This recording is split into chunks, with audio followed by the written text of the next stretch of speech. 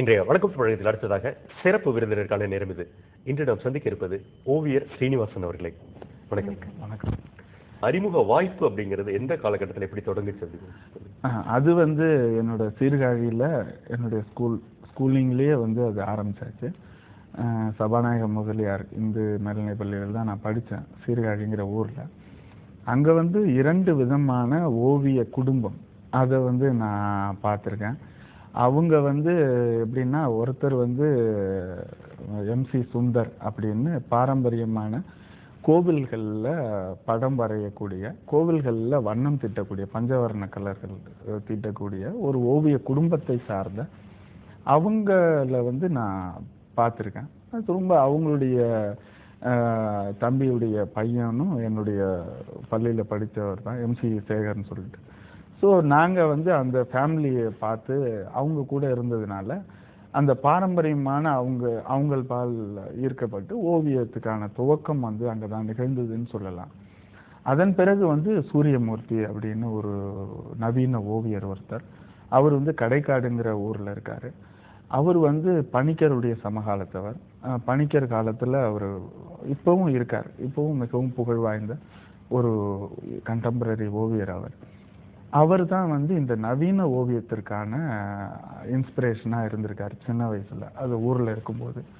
அதன் பிறகு என்னுடைய மொத்த முயற்சியுமே ஓவியம் சார்ந்து, ஓவியமாகவே இன்னைக்கு வரைக்கும் ஓவியத்துக்காகவே எந்த ஒரு வேலை எடுத்துக்கிட்டாலும், நான் முன்னாடியே சொன்ன மாதிரி எந்த ஒரு வேலை எடுத்துக்கிட்டாலும் அதை ஓவியமாகவே பார்ப்பது, ஓவியத்திற்காகவே செய்வது, எல்லா வேலையுமே கலையாக உணர்வது, கலைக்காகவே வேலை செய்வது, இப்படியான ஒரு வாழ்வியல் முறையை அது அவங்க 2 பேருடைய இன்ஸ்பிரேஷன்ல தான் இன்னைக்கு பண்ணிட்டு இருக்கேன்.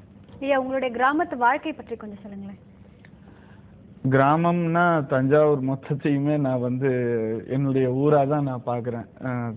தமிழ்நாட்டில் பிறந்திருந்தாலும் அது தஞ்சாவூர் ஜில்லான்னு சொல்லிக்கும் போது எனக்கு ரொம்ப சந்தோஷமா இருக்கு.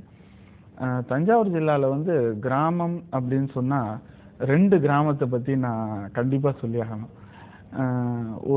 ஒரு ஓவியன் அப்படிங்கும்போது நிறைய இன்ஸ்பிரேஷன்ஸ் இருக்கும் உங்களுக்கு. ஓவியர்களுக்குன்னு நிறைய பார்க்கறது, கேட்கறது, படிக்கிறது, அப்புறம் அனுபவபூர்வமாக உணர்வது, அப்புறம் செய்து பார்க்கறது, இதுக்கெல்லாம் எங்கேயாவது ஒரு சின்ன ஊக்கம் இருந்திருக்கும். அது பார்த்தாக்க நாகப்பட்டினம், பழைய நாகப்பட்டினம் தாலுக்காவில், இப்போ நாகப்பட்டினம் தாலுக்காவில் திருக்குவளை தாலுக்கா, இன்னைக்கு அந்த திருக்குவளை தாலுக்காவில் வாழக்கரை அப்படின்னு ஒரு சின்ன ஊர், மொத்தம் ஒரு 10-15 வீடுகள் தான் அங்கே இருக்கும். அது என்னுடைய தாத்தா ஊர். அது அங்கே எங்கள் வீட்டில் வேலை செய்தவர்கள் எல்லோருமே என்னை இன்ஸ்பயர் பண்ணியிருக்காங்க. ஒரு சின்ன உதாரணம் சொல்கிறேன். அந்த ஊரில் எல்லாருக்கும் பேரெல்லாம் எப்படி இருக்கும் வேலை செய்கிறவங்களுக்குன்னா, மூஞ்சூர் அப்படின்னு ஒரு பேர் இருக்கும், கொட்டாங்கச்சி அப்படி ஒரு பேர் இருக்கும், தவிடுன்னு ஒரு பேர் இருக்கும். இவங்கெல்லாம் ஆட்கள் அங்கே வேலை செய்கிறவங்க. அவங்களுக்கு இயற்பெயர் வேறையா இருக்கும், சுப்பிரமணியம் அப்படின்னு ஒரு பேர் இருக்கும். ஆனால் இது மாதிரியான பெயர்களில் தான் கூப்பிடுவாங்க. அதில் இவங்கெல்லாம் பார்த்தீங்கன்னா மாடு மேய்க்கிறதுக்காக ஓட்டிட்டு போகும்போது அங்கே சும்மா இருக்க மாட்டாங்க, மாடு மேய்ஞ்சிட்டு இருக்கும். இங்கே பார்த்தீங்கன்னா களிமண் எடுத்து சின்ன சின்ன ஏதாவது ஒரு பொம்மை செய்கிறது, அங்கேயே வைக்கோல்லாம் அறுத்து போட்டு அதை சுட்டு அதை கொண்டு இங்கே வியாபாரம் பண்ணுறது. அப்புறம் அங்கே கிடைக்கக்கூடிய வைக்கோல்களை வச்சுக்கிட்டு சில பொருள்களை செய்யறது. அது மாதிரி கோரை இருப்பாங்க, அங்கேயே கோரை வாய்க்காலில் இருக்கும், கோரையில் அங்கேயே ஏதாவது ஒரு பாய் மாதிரி நெய்கிறது.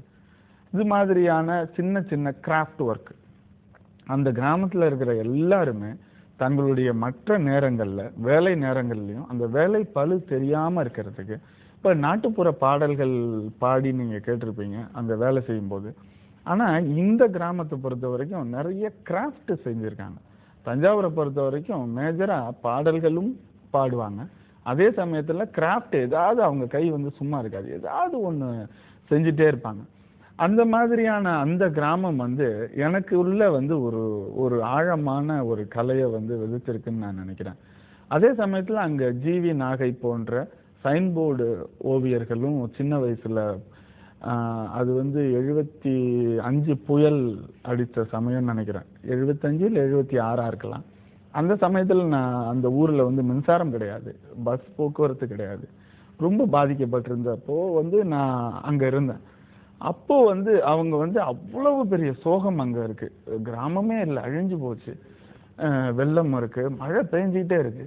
அப்போ பாத்தீங்கன்னா அந்த மின்சார ஒயர்கள் வந்து அலுமினிய ஒயர், முன்னாடி காப்பர் இருந்திருக்கும் ஒரே ஒயரா, இப்ப அலுமினியத்துல அதை எடுத்து கூண்டு மாதிரியான வடிவங்களை செய்யறது.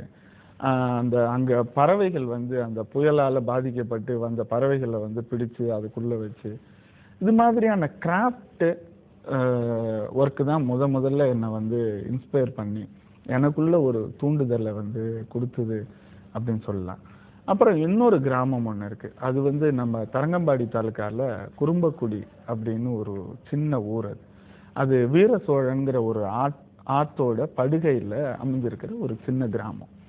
அந்த கிராமத்துலயும் அந்த மாதிரியான பல விஷயங்கள். பொங்கல் திருவிழா அப்போ நீங்க அங்க போனீங்கன்னா ஒவ்வொரு வீட்டோட வாசல்லையும் ஒரு அடப்பு மாதிரி கீத்து முடைஞ்சு கட்டி அதுல அவங்களே அடுப்பு, புதுசாக ஒரு அடுப்பு செய்யறது, அந்த பானைகள் எல்லாம் புது பானைகள் வச்சு பொங்கல் அந்த கோலம் மாக்கோலம் போட்டு கரும்பு மஞ்சள் கொத்து இதெல்லாம் வைத்து அவர்களே ஒரு அலங்காரம் செய்து, அது மாதிரி அந்த மாட்டு பொங்கலுக்கு பார்த்தீங்கன்னா ஒரு மாட்டு அலங்காரம் செய்கிற விதம் இருக்க ரொம்ப பிரமாதமா இருக்கும். அது எல்லாமே ஒரு தூண்டுதல்னு தான் நான் சொல்லுவேன்.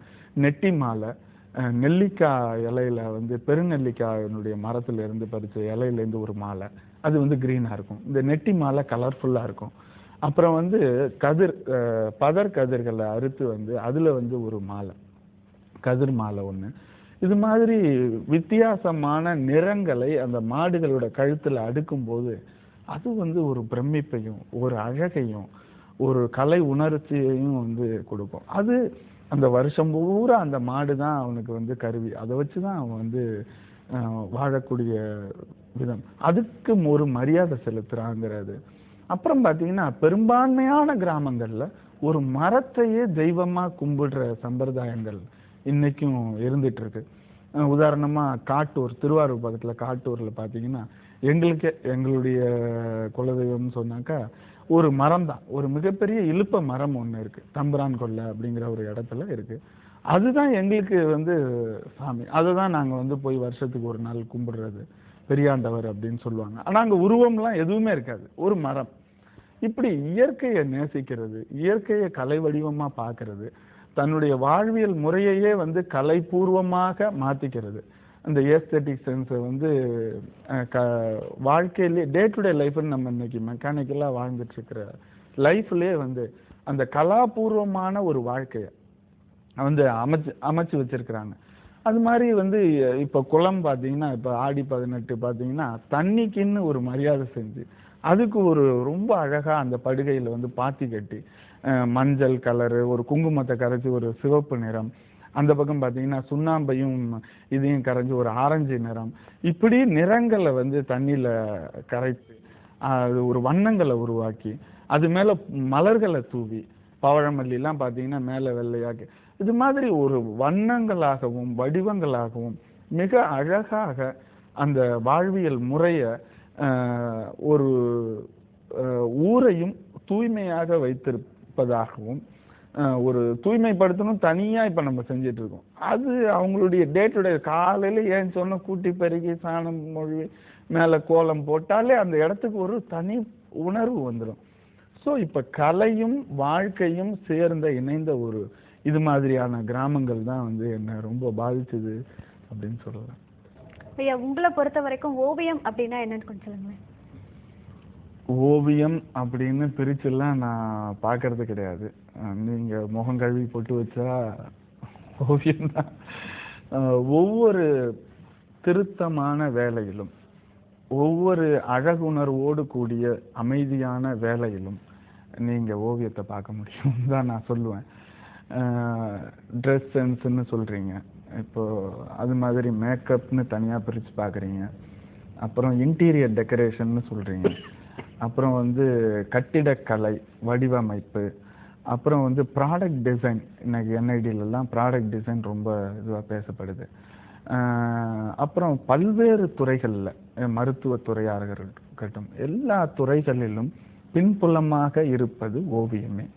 முதுகெலும்பை பத்தி நாம பேசுறதே கிடையாது, ஆனா முதுகெலும்பு தான் முக்கியம். அது மாதிரி ஒவ்வொரு துறையிலும் பின்புலமா இருந்து மிக முக்கியமான பங்காற்றுவது ஓவியம். ஒரு ஒரு கோப்பை, தேநீர் கோப்பை செய்வதற்கு கூட இன்னைக்கு வந்து ப்ராடக்ட் டிசைன் உபயோகப்படுது. அதனுடைய கொள்ளளவு, அதனுடைய மேக்கிங் சார்ஜஸை கம்மி பண்றது, மெட்டீரியல் மேனேஜ்மெண்ட், இது மாதிரி பல விஷயங்களை பேசும்போது அதனுடைய அடிப்படை ஓவியமே அப்படிங்கிறது தான் என்னுடைய கருத்து. நீங்க எந்த திருத்தமான ஒரு வேலையையும் எந்த ஒரு சுமூகமான மனநிலையிலும் நீங்க ஓவியத்தை உணர முடியும். எந்த ஒரு திருத்தமான வேலையிலுமே ஓவியம் இருக்கு அப்படின்னு சொன்னீங்க. அப்ப அதுல வண்ணங்களுடைய பங்களிப்பு என்ன? நல்லா, அதாவது இப்ப ராமன் விளைவுகள் பத்தி எல்லாம் நீங்க சயின்டிபிக்கா படிச்சிருப்பீங்க. ஒளி அதனுடைய பங்கு தான் வந்து வண்ணங்களா நாம இன்னைக்கு வந்து பார்க்கிறோம். இப்போ வண்ணங்களை பார்க்கும்போது ஒவ்வொரு வண்ணத்துக்குமே ஒரு அர்த்தம் இருப்பதாக தொன்று தொட்டு நாம வந்து சொல்லிட்டு வந்திருக்கிறோம். ஆனா இந்திய பாரம்பரிய ஓவியங்கள்ல ஒரு 4-5 வண்ணங்களை அதிகமாக பயன்படுத்தப்பட்டிருப்பதை பார்க்கிறோம். நீலம், மஞ்சள், காவி, சிவப்பு, வெள்ளை மற்றும் கருப்பு. வெள்ளை கருப்புகளை வந்து நாம வண்ணம்னு தனியா பிரிக்கிறது இல்லை, இருந்தாலும் அதையும் நாம உணர்றோம். ஆக இந்த வண்ணம் அப்படிங்கிறது நான் முன்னமே சொன்ன மாதிரி எந்த ஒரு பாரம்பரியமான ஒரு ஊர்ல, தஞ்சாவூர்ல போய் பார்த்தீங்கன்னா ஒவ்வொரு கோவிலும், ஒவ்வொரு வீடும், ஒவ்வொரு மனிதனும் தனித்தனியான வண்ணங்களை அடையாளமாக கொண்டிருக்கிறான். எந்த ஒரு பொருளையும் நாம் முதலாக விஷுவல் ஆர்ட் அப்படின்னு சொல்லிட்டோம்னாலே அதுல வந்து வண்ணங்களை மையப்படுத்தி தான் நாம அடையாளம் காண்றோம். இப்ப வந்து இது சட்டை, இல்லைன்னா இது வந்து ஒரு டீப்பாய், இது ஒரு சோஃபான்னு நாம உணர்வதற்கு முதல்ல வண்ணம் தான் நமக்கு வந்து அடிப்படையா முதல் உணர்வை ஏற்படுத்துது. அதுக்கு பிறகுதான் வந்து வடிவம். வண்ணம் முதல்ல நம்மளை வந்து அடையக்கூடிய விஷயம் வண்ணம். அதாவது ஒரு இடி இடிச்சா முதல்ல வந்து லைட்டு தான் ஃபிளாஷ் ஆகும், அப்புறம் தான் நம்ம ஓசையை கேட்க முடியும்.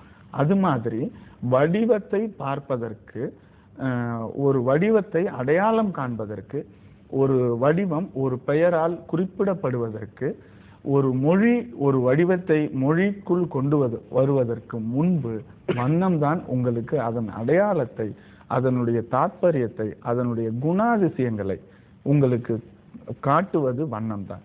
அந்த வண்ணம் தான் ஒருத்தரை பார்த்த உடனே ரொம்ப நல்லா இருக்காரு அப்படின்னு நாம எதை அடிப்படையாக கொண்டு சொல்றோம்னா வடிவத்தை, அதற்கு முன்பு அந்த வண்ணத்தை அடிப்படையாக கொண்டுதான் நாம வந்து ஒரு கேரக்டருடைய குணாதிசயங்களை, ஒரு கேரக்டரினுடைய தன்மைகளை நாம வந்து தெரிஞ்சுக்கிறதுக்கு வண்ணம் தான் அடிப்படையா இருக்குன்னு நான் தொடர்ந்து பேசுறதுக்கு முன்னாடி நம்மளோட செய்திகளுக்கு நேரம் பார்த்துட்டு திரும்ப பார்க்கலாம்.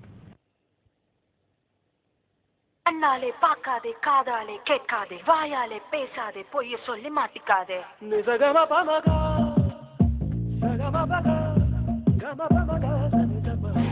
பாதி ஆடை பாதி பாதி ஆடை பாதி. ஒரு பொய்ய சொல்லித்தான் மனுஷ அத வெளிய மாத்துறான். ஒரு கோடு போட்டுத்தான் மனுஷ அத ரோட மாத்துறான். புது மாப்பிள்ளைக்கு வெளுக்கு அவ சொத்துல பாதி ஒரு கலக்கல் நாடகம் பம்புக்கு காரணம். விளையாடுது சரியம்மா உன் சோகம் என்னம்மா, உலகாடும் பிள்ளையாருக்கே எளிதாதை பாகன பாகன. ஹரே கிருஷ்ணா கிருஷ்ணா ஹரே ஹரே ராம, ஹரே ராம ஹரே கிருஷ்ணா கிருஷ்ணா ஹே ஹே ஹே ஹே.